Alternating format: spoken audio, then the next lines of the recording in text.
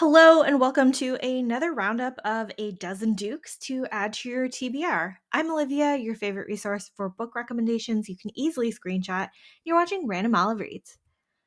First up is What a Difference a Duke Makes by LENORA Bell, which is book one of the School for Dukes series.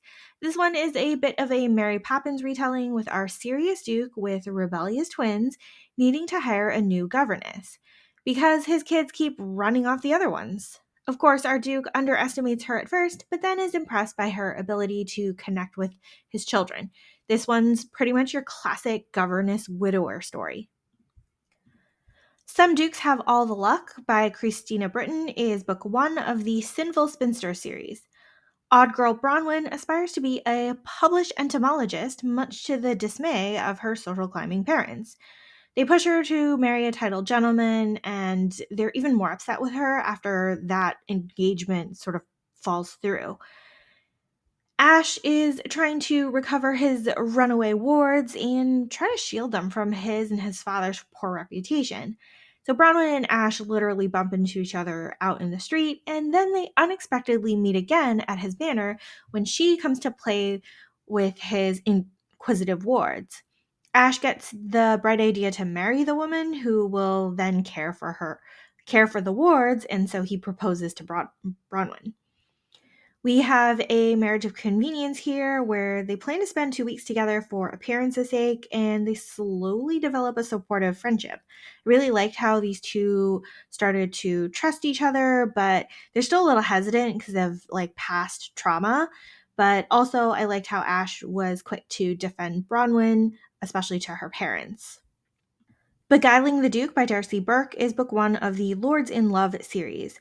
A duke's carriage loses a wheel in a small village, and he has to take shelter in the village of Merrywell. The village is completely preoccupied with its annual matchmaking festival, so there's no room at the inn and no workers for his carriage. The local squire provides shelter for the week, and then the duke gets to grow closer to the squire's daughter. Sadie has been pretty much working her father's home and taking care of her brothers for all these years, and she is hoping to finally make a match at this year's festival. This time, she's got the Duke at her side, and she's finally getting a bit more attention. But of course, Sadie and the Duke are finding themselves drawn to each other instead. We have a pretty low angst, low heartache read here, and pretty quick. So I highly recommend it. The Duke by BYRNE is book four of the Victorian Rebels series. Our girl Imogen is a maid working at a brothel by night, and she's working in the hospital as a nurse by day. When Cole and his men are at the bar, he requests her services for the night. Sometime later, he's injured from war and in the hospital where she works. He's a terrible, belligerent patient, and she does save his life, but he doesn't recognize her at all, mostly because she was wearing makeup and a wig when she was at the brothel. While Cole is being a bad patient, Imogen gets into a bit of trouble, and she's preparing to run away. A sickly old viscount takes pity on her, and they enter into a marriage of convenience. We then have a time jump of a few years, and Imogen is a wealthy widow living independently. Unfortunately, she crosses paths with Cole again, and he thinks that she's a gold digger for marrying his elderly neighbor. He's also been dreaming about and searching for the woman he met at the brothel, not knowing that she's his new neighbor. We do get to see what happens as these two grow close again and wonder when Cole will realize who's right in front of him. Duke Gone Rogue by Christy Carlyle is book one of the Love on Holiday series.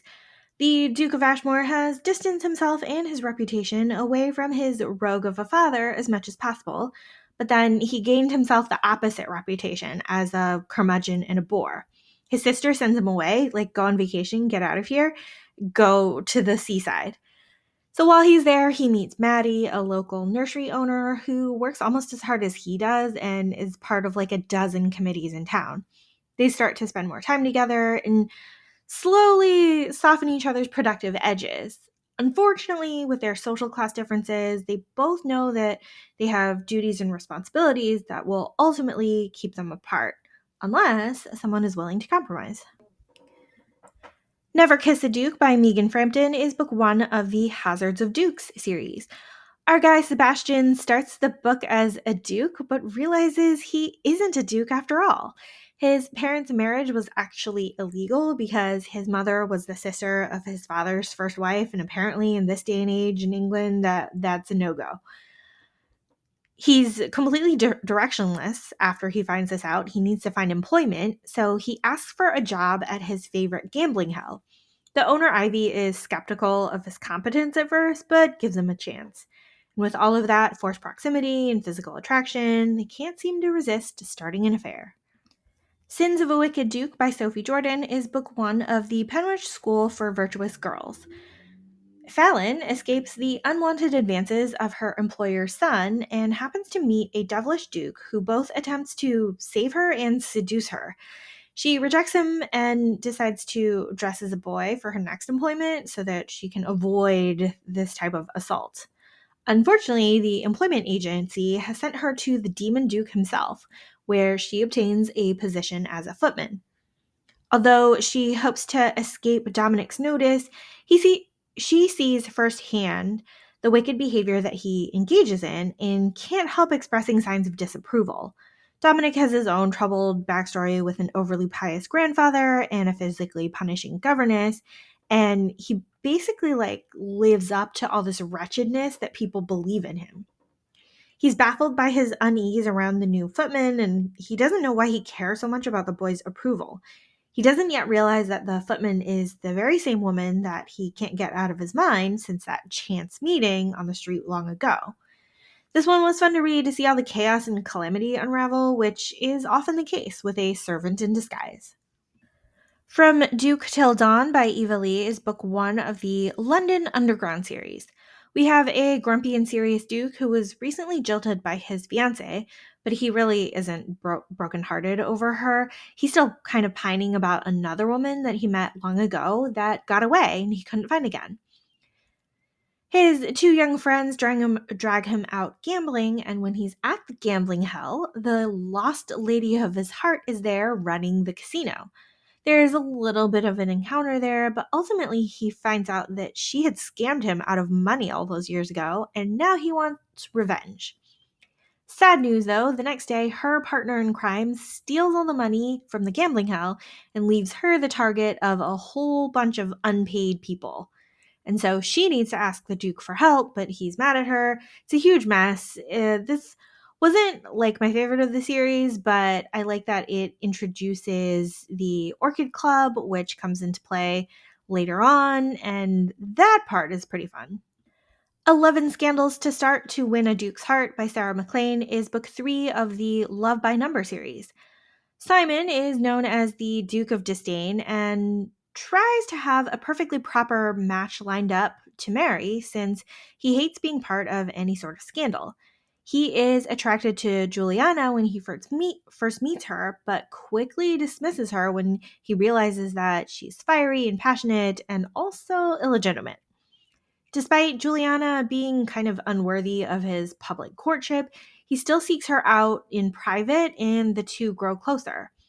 It's pretty heartbreaking for the fiery Juliana to be subjected to this type of rejection and treatment, but our Duke finally does get it at the end, even if he needs a push from others in his life. The Duke Who Didn't by Courtney Milan is book 1 of the Wedgeford Trials series. Chloe is a village dweller preparing for the annual festival. She makes lists on lists on lists and is the ultimate planner and perfectionist. She's hoping that this will be the year that her father's unnamed sauce makes it big and they can build their sauce empire. Jeremy, who has visited the annual festival for years, hasn't been seen for 3 years, not since Chloe last told him to be serious.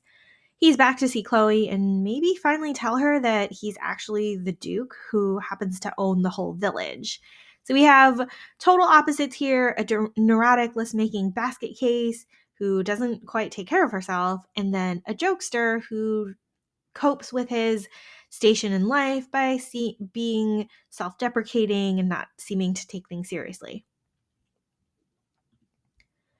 Catch a Falling Duke by Eve Pendle is book 3 of the Fallen series. We have Hugo, who has just inherited a dukedom, and he's looking through papers in the study, and he finds out that his family fortune is founded on something horribly upsetting. So Hugo runs away from his estate to think things through, and he encounters a woman at an inn and spends the night with her. Beatrice is a lonely widowed farmer whose parents have also died, and she's looking to find a man named in a letter that she found of her mother's.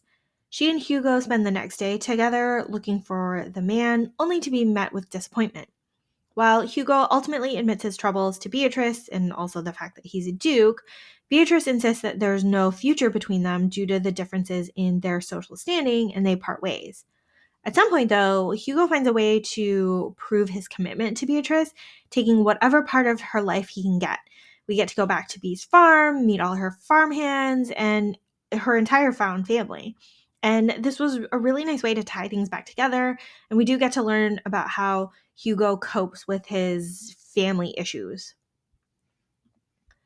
And finally, The Duke and I by Julia Quinn is book 1 of the Bridgerton series. Daphne Bridgerton is in her second season of The Marriage Mart and looking for a suitable husband. She's pretty much been friend-zoned by all reasonable candidates and only gets proposed to by elderly men or idiots. Simon is back in London after his father's death, and now he's the Duke, and the ambitious mamas have identified Simon as an oh-so-very eligible catch for their daughters, and he wants to avoid them. So Simon and Daphne decide on a fake courtship so that Simon will appear unavailable and Daphne will appear more desirable. Of course, they're actually attracted to each other. The problem here is that Simon has no desire to marry or have children because of his own awful experiences with his father. Then they get caught in a compromising position and need to get married anyway. There's lots of angst here with lots of poor communication, and I will say there is a chapter here that is questionable on the consent side, but if you've seen the series, you kind of know what I'm talking about. Anyway, thanks so much for watching this video. Links to all of these books are in the description box. Like and subscribe to get updates, and you can follow me on Instagram at randomolive.